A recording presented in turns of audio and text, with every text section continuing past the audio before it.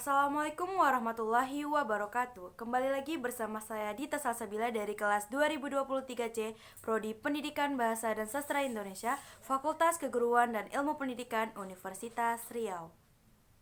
Di sini saya akan membahas tentang pendekatan mimetik. Sebelumnya, apa itu mimetik?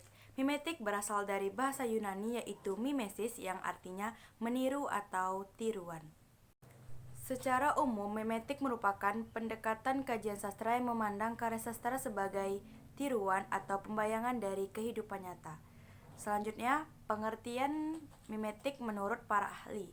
Yang pertama itu menurut Plato. Plato mengungkapkan bahwa sastra atau seni hanya merupakan peniruan atau pencerminan dari kenyataan. Yang kedua, menurut Aristoteles, ia mengungkapkan bahwa karya sastra bukan hanya sekedar tiruan, bukan potret dari realitas, melainkan melalui kesadaran personal batin pengarangnya. Dan yang ketiga, menurut Abrams, ia mengungkapkan bahwa bahwa mimetik itu merupakan pendekatan karya sastra yang kajiannya menitik beratkan terhadap hubungan karya sastra dengan kenyataan di luar karya sastra.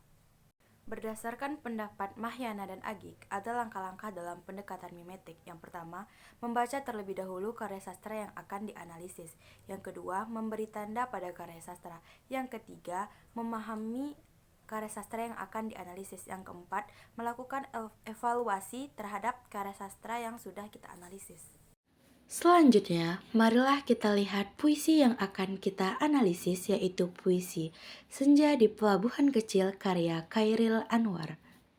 Pada puisi Senja di Pelabuhan Kecil ini menceritakan cinta yang sudah tidak dapat diperoleh lagi. Pelukis melukiskan gedung, rumah tua, cerita tiang dan temali, kapal dan perahu yang tidak bertaut. Benda-benda itu semua mengungkapkan perasaan sedih dan sepi.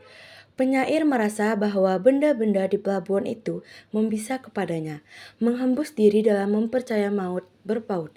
Terdapat pada bait ke-1 yaitu ini kali tidak ada yang mencari cinta di antara gudang, rumah tua pada cerita, tiang serta temali, kapal, perahu tiada berlaut. Menghembus diri dalam mempercaya mau terpaut. Pada bait kedua dalam puisi ini, perhatian penyair memfokus ke suasana pelabuhan dan tidak lagi kepada benda-benda di pelabuhan yang beraneka ragam. Di pelabuhan itu turun gerimis yang mempercepat kelam, menambah kesedihan penyair, dan ada kata kelapa kelang yang menyinggung muram, membuat hati penyair lebih muram, dan hari-hari seakan lagi berenang, kegemingan telah musnah. Suasana di pantai itu suatu saat membuat hati penyair dipenuhi harapan untuk terhibur. Tapi ternyata suasana pantai itu kemudian berubah. Harapan untuk mendapatkan hiburan itu musnah, sebab kini tanah air tidur hilang ombak.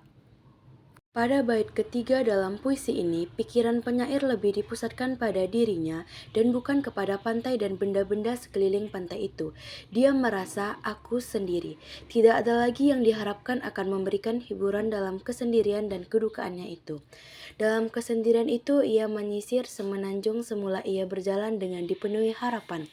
Namun sesampainya di ujung sekalian selama jalan, jadi, setelah penyair menapai ujung tujuan, ternyata orang yang diharapkan akan menghiburnya itu malah mengucapkan selamat jalan. Penyair merasa bahwa sama sekali tidak ada harapan untuk mencapai tujuannya. Sebab itu, dalam kesendirian dan kedukaannya, penyair merasakan dari pantai keempat seduh penghabisan bisa terdekap. Betapa mendalam rasa sedihnya itu, ternyata dari pantai keempat seduh dan tangisnya dapat dirasakan. Sekian video dari saya, lebih dan kurang saya mohon maaf. Billahi taufik walhidayah. Wassalamualaikum warahmatullahi wabarakatuh.